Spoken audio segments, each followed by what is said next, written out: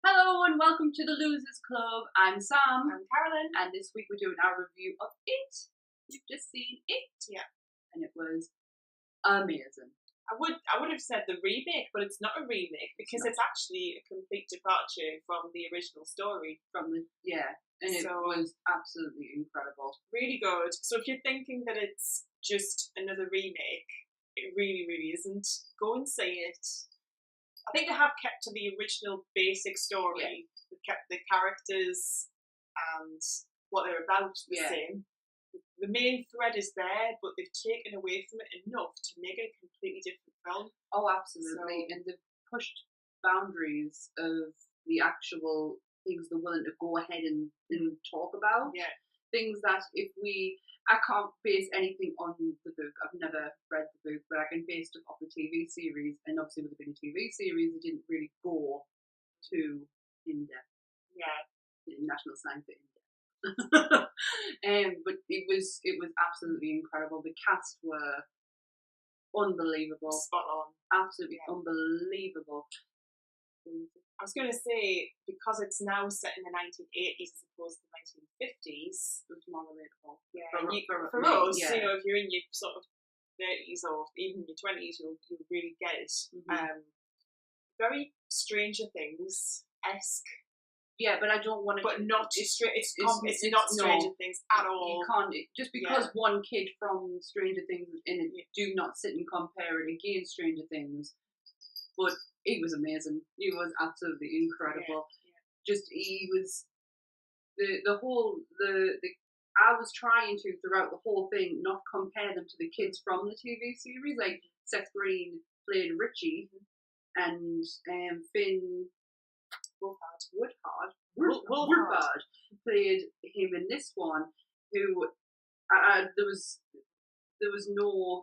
there's no comparison. They played the characters completely differently and made them their own. Absolutely, and that was nice. But like they did, and he had some of the funniest lines. He was really funny, really funny. But they hit some really gritty storylines. I mean, it's implied in the original one, as you say, they went softer in the original TV series because they couldn't really it's implied, isn't it, that Beverly is abused by her father.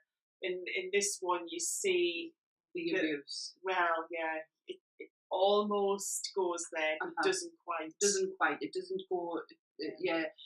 Well, that's the thing with it. There's racism in there as well with Mike, and the bullies, and it kind of gets to what the point they want to make, but not delve too far into it, because the whole idea of it was about these kids and they're coming together and defeating this evil it because they had no other word to call it but it.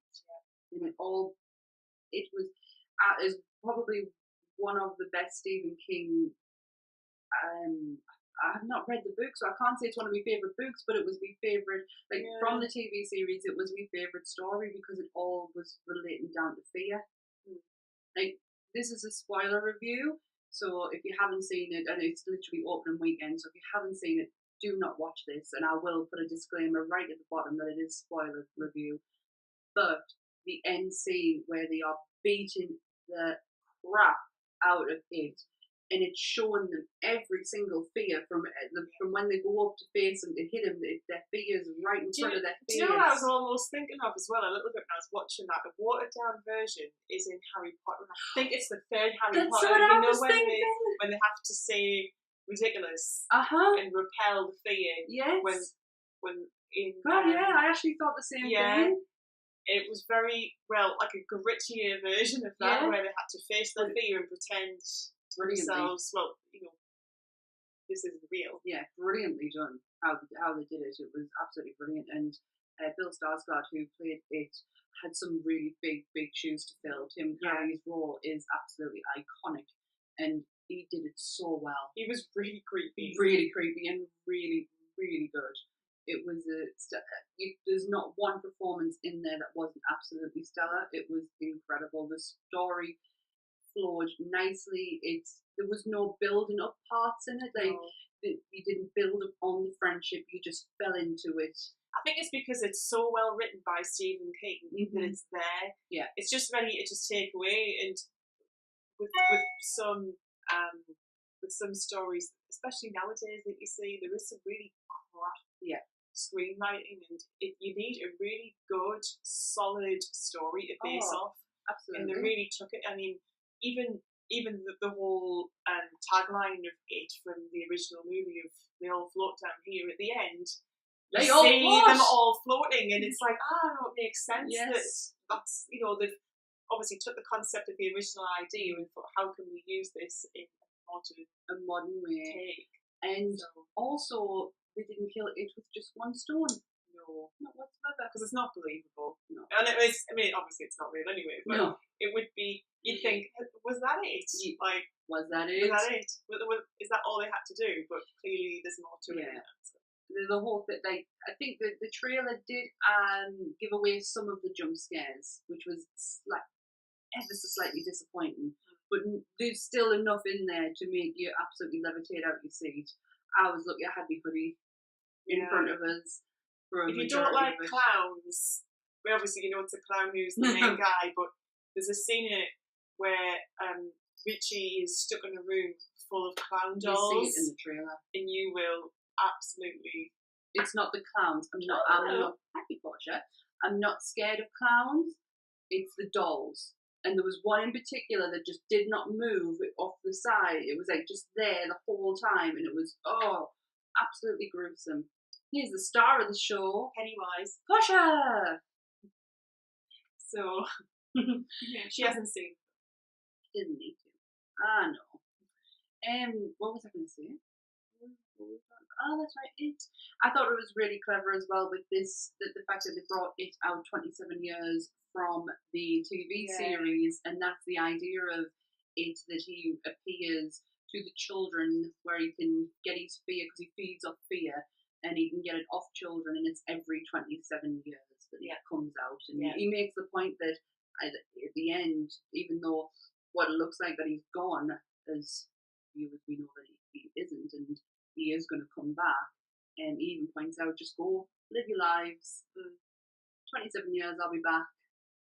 It'll all be old. And you know that he will, because you know what happens in the original one. But we were saying, weren't we, I wonder who they'll cast in the second part. So comment down below who you think, because we were talking about, weren't we, on the way back, we were like, that person would be really good. So, I don't know, who I was thinking for the girl? Elizabeth Olsen. Oh, Molly Ringwald. Oh, just Molly Ringwald. Just bring Molly Ringwald back. She looked like her, so let's just have Molly Ringwald. Let's get her career back up and running. I thought she looked, trying to look up an Olsen. The mouth. It was the mouth. Yeah. She's a cute kid. They all were absolutely adorable and really good actors. And probably the Finn who played Richie, because Richie was one of my favourite characters from the TV series, and not just because it was Seth Green.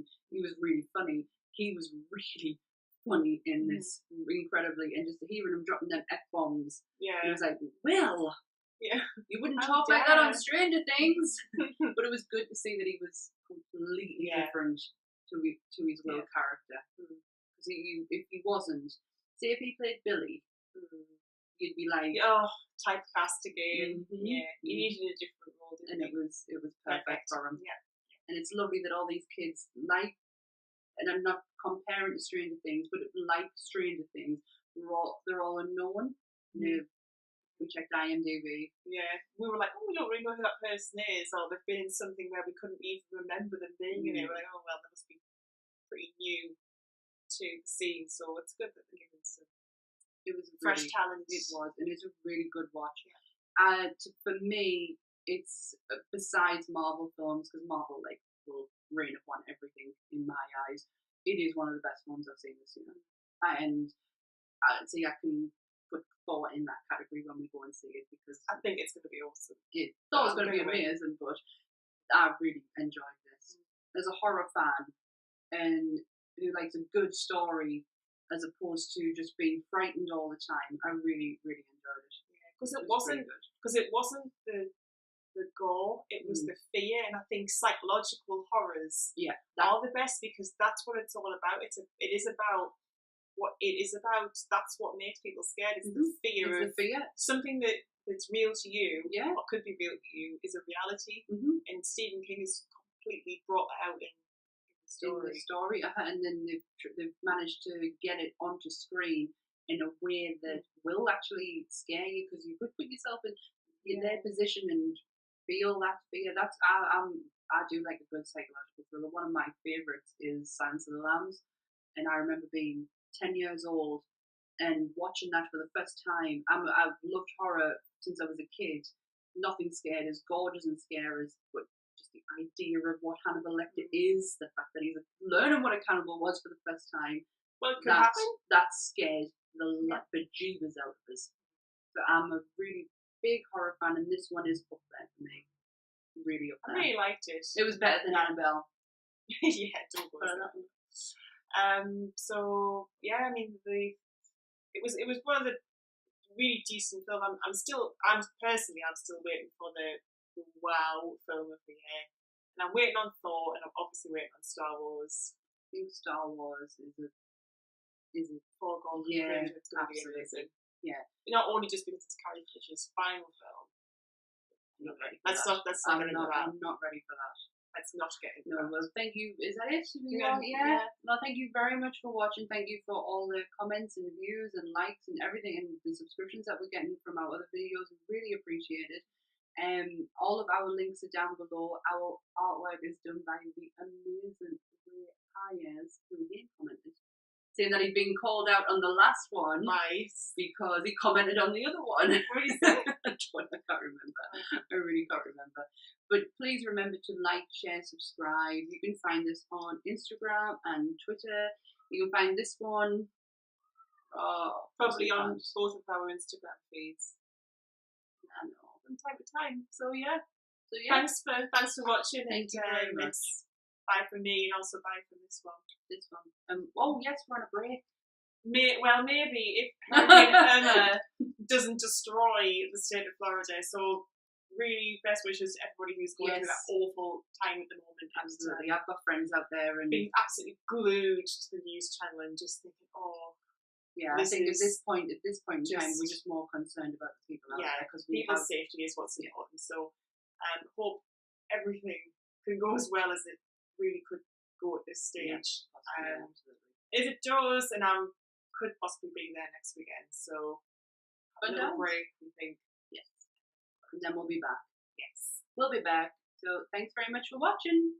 Thanks now. Bye. Bye. Bye.